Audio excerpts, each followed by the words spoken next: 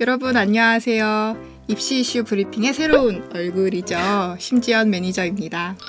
안녕하세요. 네, 반갑습니다. 오늘 새로 이제 들어오시게 네. 되었는데요. 네. 그래서 제가 이제 첫 방송이다 보니까 나름의 각오를 밝히자면은 제가 정말 여러분들 궁금해하는 질문들을 잘 생각을 해서 항상 우리 옆에서 도와주시는 연구원님들에게 잘 뽑아내 보도록 하겠습니다.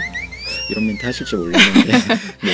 그래서 오늘도 되게 좋은 정말 여러분들이 궁금해하는 주제를 좀 저희가 가지고 와봤죠. 그래서 오늘은 수능 직후에 있는 논술에 대해서 먼저 이야기를 네네. 나눠보려고 하는데 사실 이제 이 영상이 나갈 때쯤이면 아이들이 다 수능이 끝날 때가 됐거든요. 네네. 저희 격려의 박수 한번 할까요? 네네. 와! 수고하셨습니다. 고생하셨어요. 그러니까요. 3년 동안 진짜 너무 고생했던 그 결실을 맺는 시험이다 보니까 우리 여러분들 정말 많이 긴장했을 텐데 고생 너무 많았고요. 그리고 이제 수능이 막 끝났는데 이 영상을 본다라는 건 정말 좀 입시에 대한 열의가 있는 학생들이겠죠. 그래서 그런 학생들을 위해서 오늘 되게 알찬 정보를 좀 가지고 와봤습니다. 사실 학생들이 이 시점에서 가장 궁금한 부분은 이 논술고사에 대한 응시 여부를 결정하는 것 같아요. 목요일날 수능을 보고 금요일 하루 지난 바로 다음날 토요일날 시험을 보는 친구들도 있어서 이제 그 친구들 같은 경우에는 내가 1점도 좀 아끼고 1점도 놓치지 않게 지원하는 방법을 좀 알고 싶은데 사실 이제 어떠한 걸 기준으로 내가 응시를 해야 할까 말아야 할까 좀 고민을 많이 할 것 같습니다. 네네. 우리 학생들 어떻게 논술고사 응시 여부를 좀 결정을 해야 될까요? 일단은 이제 사실 경험적으로 보면은 이제 수능을 치르고 났을 때 본인이 생각하던 점수 이상을 잘 받는 경우는 사실 그렇게 많지는 않은 것 같아요. 아무래도 수시를 지원할 때에는 내가 목표하는 점수를 생각해보고 아니면 현실적으로 받을 수 있는 점수를 생각해보고 그보다 조금 더 상향해서 지원하는 게 일반적이기 때문에 대부분의 학생들은 논술고사를 치르러 가는 것들이 필요하겠죠. 어떤 학생들은 수능 최저학력 기준을 못 맞췄으니까 가지 말아야지, 어려울 것 같으니까 내가 논술 준비가 안 돼 있으니까 가지 말아야지, 이런 생각 같은 것들로도 하고 계신 분들도 계실 거고, 어쩌면 정말 일부 학생들 같은 경우에는 정말 기대보다 생각보다 성적이 잘 나와서 가야 될까 말아야 될까 이런 것들을 고민하시는 분들이 계실 텐데요. 저는 기본적으로는 너무 잘 나온 케이스가 아니라고 한다 그러면 응시를 해야 되지 않을까라는 생각 같은 것들을 하고 있어요. 만약에 이제 논술을 지원했다라는 것들은 사실은 이제 보통 내신이나 비교과나 이런 것들이 조금 좋지 않거나 아니면 내가 지원하고자 하는 학교군에서 교과든 종합이든 다 쓰고 났는데 몇 장의 카드가 남아서 지원하는 케이스들이 있을 텐데, 논술을 지원했다라는 것들은 어쨌든 수도권의 주요 대학 같은 경우를 이제 합격하고 싶다라는 거고, 그것들에 대해서 이제 어느 정도의 열의가 있는 편이기 때문에 논술고사를 응시하는 것들이 필요하다. 그러니까 만약에 수능 최저학력 기준을 잘 못 맞췄다 이런 생각이 드는 친구들은 사실은 수능 최저학력 기준을 못 맞췄다라는 건 정시로도 조금 선호하는 대학을 가기는 어렵다는 얘기일 수도 있거든요. 그런 친구들은 못 맞췄으니까, 아니면 조금 점수가 맞췄을까 못 맞췄을까 이런 것들을 고민하다 안 가는 게 아니라 다음 해의 시험 같은 것들을 준비하면서라도 아니면 시험에 대한 경험 같은 것들,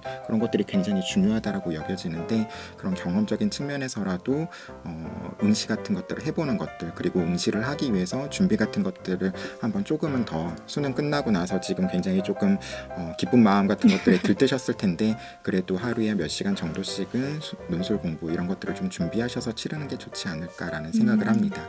약간 정리를 해보면 대체로 학생들이 수시 지원을 할 때 상향을 해서 지원을 하기 때문에 웬만하면 대부분 논술고사를 응시하는 것이 좋고, 성적, 수능 최저학력 기준을 못 맞췄다 하더라도 그 다음을 위해서 좀 응시를 해보는 게 좋을 것 같다라고 말씀을 해주신 것 같은데요. 근데 여기서 가장 좀 궁금했던 부분은 아마 이런 학생들일 것 같아요. 근데 생각보다 수능을 좀 잘 봤다라던가 혹은 논술을 지원을 할 때 좀 안정적인 대학을 지원한 친구들이 분명 있었을 것 같아요. 특히 이런 친구들이 가장 걱정하는 게 아마 수시 납치이다 보니까 특히 이 논술고사를 응시할까 말까 고민을 굉장히 많이 할 것 같은데, 이럴 때도 어떠한 걸 좀 기준으로 잡으면 좋을까요? 일단은 그런 친구들이 많았길 바래요. 본인이 생각한 점수보다 잘 받은 친구들이 정말 많았으면 좋겠다라는 생각이 드는데요.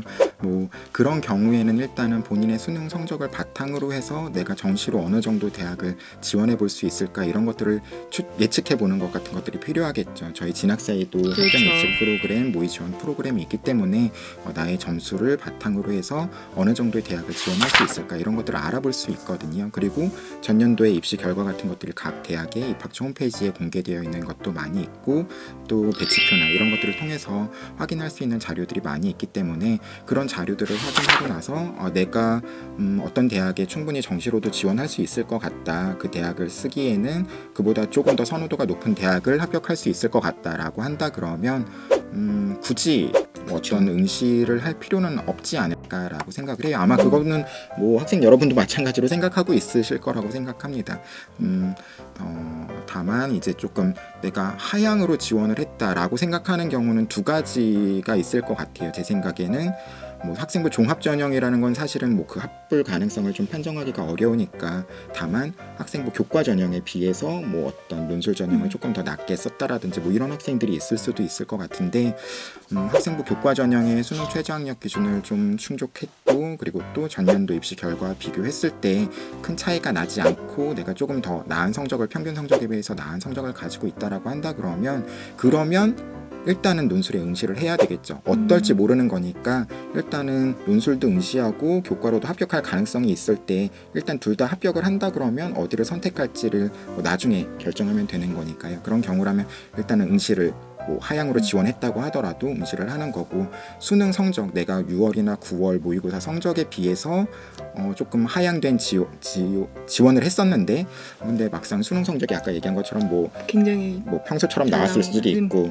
뭐 다 잘 나왔을 수도 있고 아니면 안 나왔을 수도 있을 것 같습니다. 아까 뭐 이제 안 나온 경우라고 하면 당연히 지원을 해야 될 거고요.